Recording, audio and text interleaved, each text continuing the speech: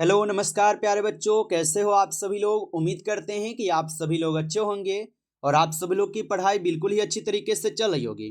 तो प्यारे बच्चों, आज की इस क्लास में हम सभी लोग जो है पढ़ने वाले हैं क्लास 12th जियोग्राफी के प्यारे बच्चों 35 VVI ऑब्जेक्टिव क्वेश्चन को, जो कि प्यारे बच्चों आपके 5 फरवरी के फाइनल बोर्ड परीक्षा में ये 35 क्वेश्चन आपको बहुत काम देगा। तो आप अच्छे से देखो क्लास को और इन 35 क्वेश्चन को आप अच्छे से एक बार रट लो, क्योंकि ये बच्चों वही क्वेश्चन करा रहे हैं जो क्वेश्चन आपके बोर्ड परीक्षा में सीधे सीधे देखने को मिलेगा। तो आप लोग को अच्छे से देखना है। मुश्किल से प्यारे बच्चों 12 से 13 मिनट का ये क्लास आपको देंगे। बिल्कुल आपको अच्छे से देकर इन 35 क्वेश्चन को पढ़ लेना है और रट कर जाना है अपनी परीक्षा में, और अच्छे से आप लोग को सभी क्वेश्चन को एग्जाम में भी बनाना है। तो चलिए हम क्लास को स्टार्ट करते हैं और आप जो है हमारे साथ चैट सेक्शन में आंसर लगाते चलना। ओके, तो चलिए स्टार्ट करते हैं। और देखिए यहाँ पे पहला क्वेश्चन क्या है बच्चों। पहला क्वेश्चन है कि बेला डीला किसके लिए प्रसिद्ध है। चलिए इसका आंसर लगाना आप सभी लोग। बेला डीला जो है ना, ये किसके लिए प्रसिद्ध है। तो बच्चों बेला डीला जो है ये लौह अयस्क के लिए प्रसिद्ध है। ऑप्शन यहाँ पे क्या है, सी सही जवाब है। आगे देखो प्रश्न यहाँ पे है 2 नंबर। क्वेश्चन दिया गया है कि हजीरा विजयपुर जगदीशपुर गैस पाइपलाइन किस राज्य से होकर यहाँ पे नहीं नहीं गुजरती है। तो हजीरा विजयपुर जगदीशपुर गैस पाइपलाइन किस राज्य से होकर नहीं गुजरती है। तो याद रखना ये महाराष्ट्र से नहीं गुजरते हैं, ऑप्शन ए होगा। आगे देखो प्रश्न यहाँ पे है धारावी मलिन बस्ती स्थित है। बताइए धारावी मलिन बस्ती कहाँ स्थित है। तो धारावी मलिन बस्ती जो है ये स्थित कहाँ पे हो जाएगा। तो याद रखना आप सभी लोग, धारावी मलिन बस्ती हो जाएंगे दिल्ली में। ऑप्शन यहाँ पे 20 सही जवाब होगा, दिल्ली में। अगला प्रश्न देखेंगे बिस्कुट उद्योग किस प्रकार के उद्योग से संबंधित है। चलिए आंसर लगाएंगे कि बिस्कुट उद्योग किस प्रकार के उद्योग से संबंधित है। तो बच्चों बिस्कुट उद्योग हो जाएंगे उपभोक्ता उद्योग से। ऑप्शन बी होगा सही जवाब। आगे देखना है यहाँ पे प्रश्न है आपका मणिपाल सॉफ्टवेयर तकनीकी पार्क कहाँ है। चलिए आंसर लगाएंगे आप सभी लोग। मणिपाल सॉफ्टवेयर तकनीकी पार्क कहाँ पे है। तो याद रखना मणिपाल सॉफ्टवेयर तकनीकी पार्क जो है बच्चों ये आपके कर्नाटक में हो जाएगा। ठीक है, कहाँ पर है, कर्नाटक में है, आप लोग याद रखना।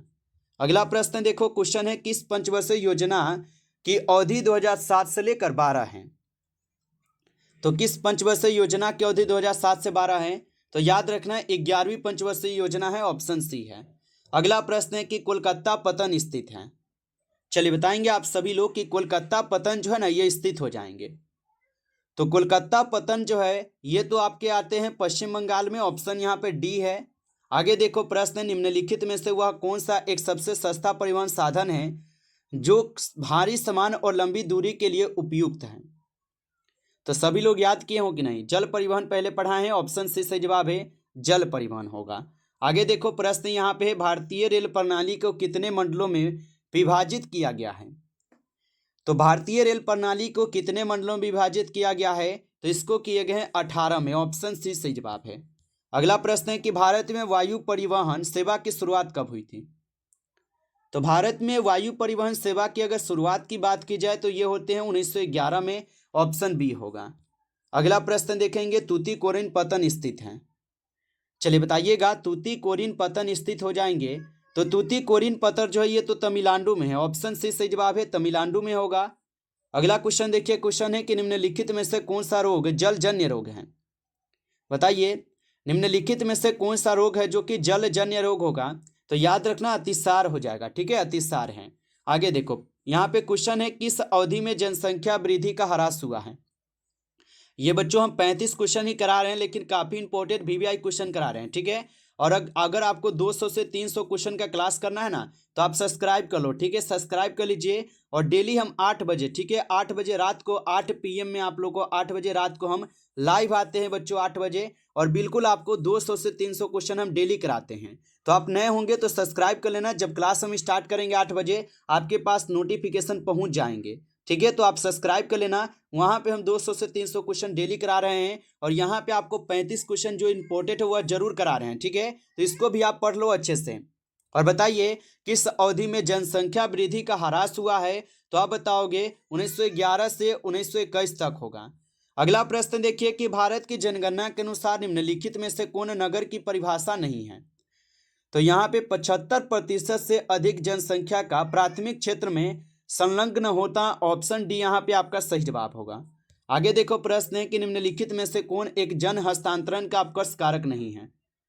तो निम्नलिखित में से कौन यहाँ पे जन हस्तांतरण का अपकर्ष कारक नहीं होगा, तो याद रखना रहन सहन की निम्न दशाएं।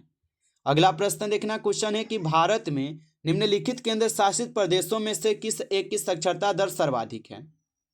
तो यहाँ पे आप याद रख लीजिएगा, यहाँ पे आपका सही जवाब हो जाएंगे लक्षद्वीप, ऑप्शन ए है। अगला प्रश्न देखेंगे, क्वेश्चन है निम्नलिखित में से कौन सा नगर नदी के तट पर अवस्थित नहीं है। तो निम्नलिखित में से कौन सा नगर नदी के तट पर अवस्थित नहीं होगा, तो भोपाल जो है ये नदी के तट पर अवस्थित नहीं है। आगे देखिएगा प्रश्न है कि भारत में केंद्र शासित प्रदेशों की संख्या कितनी है।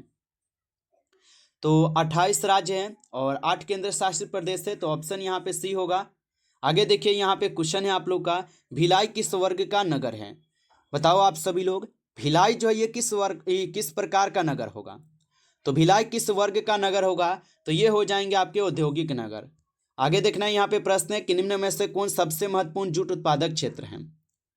तो सबसे महत्वपूर्ण जूट उत्पादक क्षेत्र देखा जाए तो गंगा डेल्टा जो ये तो सबसे महत्वपूर्ण जूट उत्पादक क्षेत्र है, ऑप्शन बी होगा। आगे देखना है यहाँ पे प्रश्न है आप लोग का, भारत में केंद्र शासित प्रदेशों की संख्या कितनी है। तो अभी देखे हैं 8 केंद्र शासित प्रदेश है।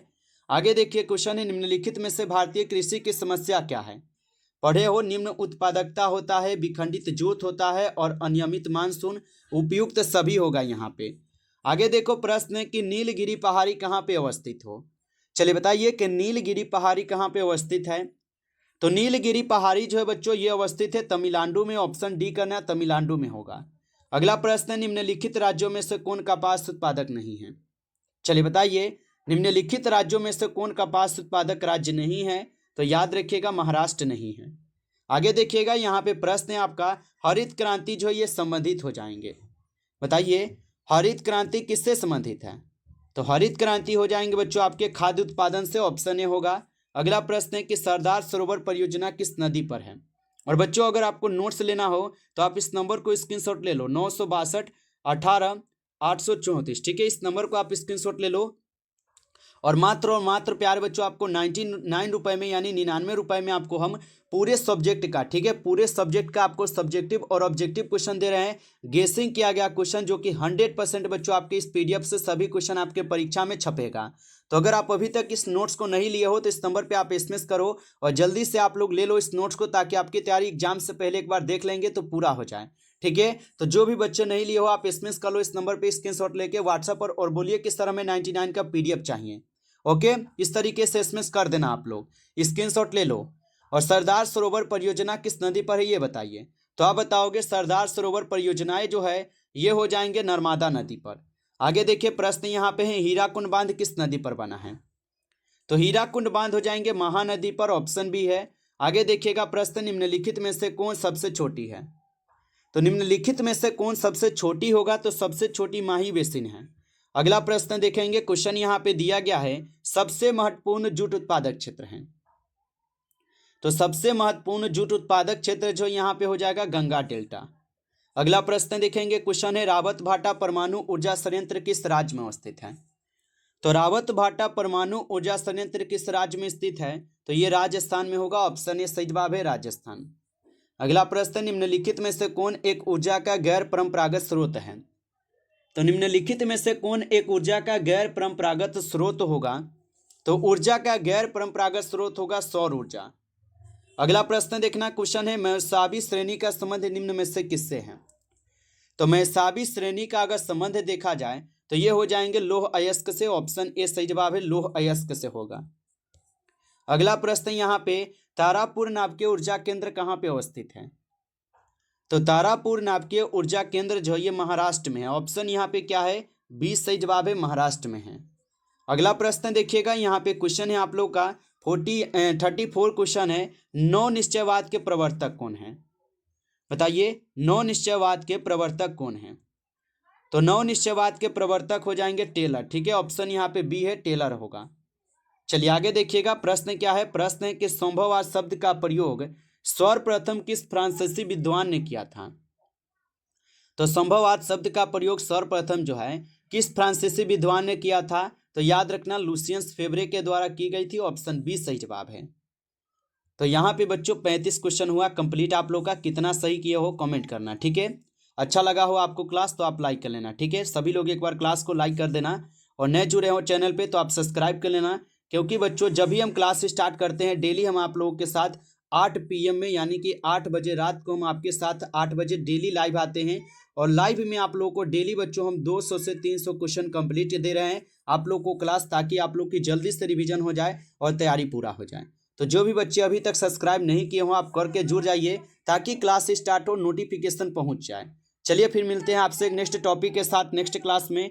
तब तक के लिए सभी प्यारे बच्चों को टेक केयर, अच्छी तरीके से तैयारी करते रहो।